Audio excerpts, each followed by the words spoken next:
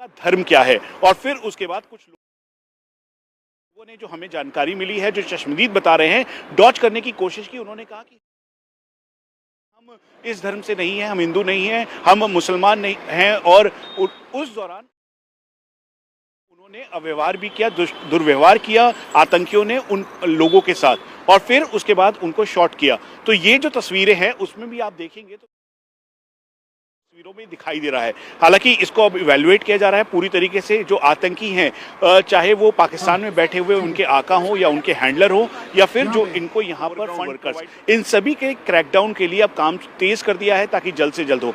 पवन, इस समय रात का वक्त है, इसीलिए रात के वक्त जो ऑपरेशंस की चुनौतियां बहुत ज्यादा हैं, क्योंकि आप देखेंगे जो आप तस्वीरें भी हम अपने दर्शकों को दिखा रहे हैं, उसके चारों तरफ एक जंगल दिखाई दे रहा है। डेंस फॉरेस्ट में अगर आपके पास नाइट विजन डिवाइसेस भी है या फिर आपके पास ड्रोन भी है, उसके बाद भी आपको चैलेंजेस बहुत ज़्यादा होते हैं, क्योंकि विजिबिलिटी बिल्कुल डाउन होती है। और जो मून की मूवमेंट है, यानी चांद की जो मूवमेंट है, उसके हिसाब से भी ऑपरेशन होता है। तो इसीलिए इस समय आतंकियों को ढूंढना, उनको निकालना और उनको जल्द से जल्द एलिमिनेट करना, ये इस समय की प्राथमिकता है। और जो हमें सोर्सेस के द्वारा पता लगा है, अमित शाह ने भी, होम मिनिस्टर ने ये बात को क्लियर किया है कि जिसने भी ये काम किया है, जिसने इस आतंकी घटना को अंजाम दिया है, उसको न्यूट्रलाइज करना है, उसको पूरी तरीके से एक्सपोज करना है, उसकी जो पूरी चेन है उसको एक्सपोज करना है। इसीलिए इलेक्ट्रॉनिक सर्विलांस के तौर पर एक सवाल हम आपसे जरा समझने चाहते हैं, क्योंकि आप इस इलाके में अक्सर जाते रहते हैं। ये tourist spot nearest security establishment से कितनी दूर है, और इस बात की कितनी संभावना है कि उस इलाके से नजदीक कोई सिक्योरिटी एस्टेब्लिशमेंट मौजूद थी, और कितना वक्त लगा होगा पुलिस को इस स्थान पर पहुंचने के लिए फर्स्ट रिस्पॉन्डर के तौर पर? पवन, आप डेमोग्राफी के हिसाब से समझ लीजिए, ये जो जगह है जिसे मिनी स्विट्जरलैंड कहते हैं, बेसरा का बुग्याल एरिया है। बुग्याल मतलब एक पहाड़ों के ऊपर एक फ्लैट एरिया है, और इसे टूरिस्ट डेस्टिनेशन के तौर पे इवॉल्व करते हुए, जैसे बेताब वैली है, ठीक उसी तरीके से इसे इवॉल्व किया गया। यहाँ से मतलब रोड हेड से ऊपर तक चढ़ने के लिए घोड़े के द्वारा जाया जाता है, और करीबन 40 मिनट का वक्त घुड़सवार जब घोड़े वाला व्यक्ति लेकर जाता है तो उसको लगता है।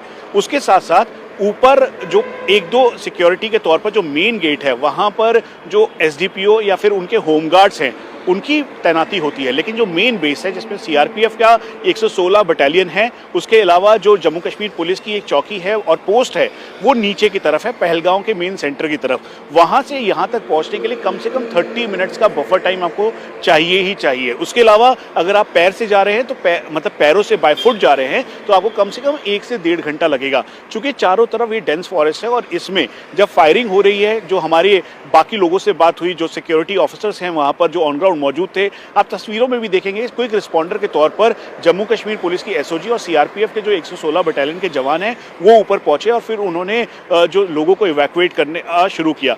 पवन, एक और बात जो बताना बहुत जरूरी है कि इस पूरे ऑपरेशन के तहत एक लेफ्टिनेंट रैंक जो भारतीय नौसेना का ऑफिसर था, वो वीरगति को प्राप्त हुआ। लेकिन एक आर्मी के ऑफिसर थे जो अपने परिवार के साथ वहां पर गए थे, विक्टर फोर्स में ही वो तैनात हैं। उन्होंने जब देखा ये फायरिंग हो रही है, उन्होंने कई सारे लोगों की जान बचाई। उनको कहा कि आप पीछे की तरफ आइए, आड़ लीजिए। आड़ लेने के बाद उनको पीछे एक एक करके वो पीछे की तरफ इवैक्यूएट किया। तो ये एक ऑफिसर की सूझबूझ थी, क्योंकि वो उस समय अकेले थे, वो आमने सामने की लड़ाई नहीं लड़ सकते थे, इसीलिए लोगों की जान बचाने के लिए उन्होंने एक एक करके सबको बाहर निकाला।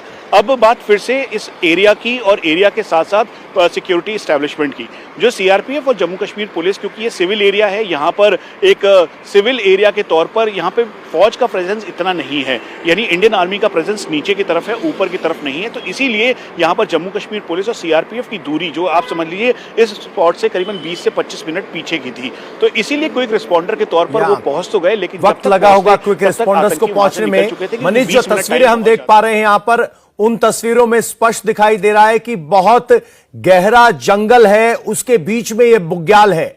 ऐसे जंगलों में हमलावरों को ढूंढना और एलिमिनेट करना कितनी बड़ी चुनौती होगी, और कितने बड़े एरिया को कॉर्डन करना आर्मी या सिक्योरिटी फोर्सेस की प्राइमरी कंसिडरेशन होगी। पवन, मैं आपको एक साधारण एग्जाम्पल के तौर पे आपको ये समझा दूं इसी एरिया के बारे में। पहलगांव का एरिया डेंस फॉरेस्ट एरिया है। पहलगांव और अनंतनाग का एक्सेस जो है, आप कई लोग कंफ्यूज इस बात को लेकर हो रहे थे कि अनंतनाग का एरिया कहीं वही आतंकी जो डोडा किश्तवाड़ की तरफ थे उन्हीं की मूवमेंट तो नहीं है। तो दरअसल ये बिल्कुल भी नहीं है, क्योंकि डोडा किश्तवाड़ जो अनंतनाग को कनेक्ट करता है वो अलग एक्सेस है।